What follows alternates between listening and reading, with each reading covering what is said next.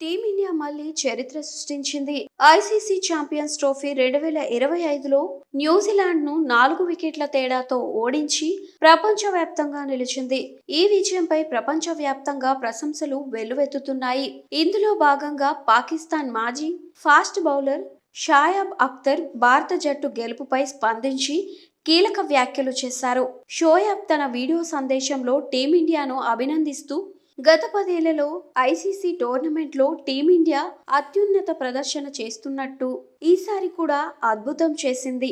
టోర్నోలో ఒక్క మ్యాచ్ కూడా ఓడిపోకుండా టైటిల్ గెలిచింది. రోహిత్ శర్మ ఫైనల్లో అదిరిపోయే బ్యాటింగ్ చేశాడు అంటూ కొనియాడాడు. అయితే అఖ్తర్ అక్కడే ఆగలేదు. పాకిస్తాన్ క్రికెట్ బోర్డు తీరుపై తీవ్ర అసంతృప్తి వ్యక్తం చేశారు.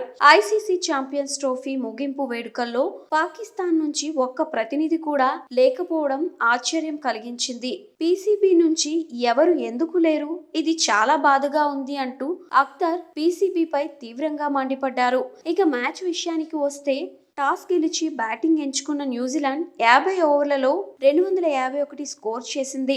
భారత బౌలింగ్ దెబ్బకు న్యూజిలాండ్ బ్యాటర్లు ఎక్కువసేపు నిలవలేకపోయారు. కుల్దీప్ యాదవ్, వరుణ్ చక్రవర్తి, రవీంద్ర జడేజా చక్కటి బౌలింగ్ చేశారు. ఛేదనలో రోహిత్ శర్మ 76, 7 ఫోర్లు, 3 సిక్స్లు దాటిగా ఆడి టీమిండియాను విజయ తీరానికి చేర్చాడు. 49వ ఓవర్లో 6 వికెట్లు కోల్పోయి 254 స్కోర్ చేసి భారత ఛాంపియన్స్ ట్రోఫీని మరోసారి గెలుచుకుంది.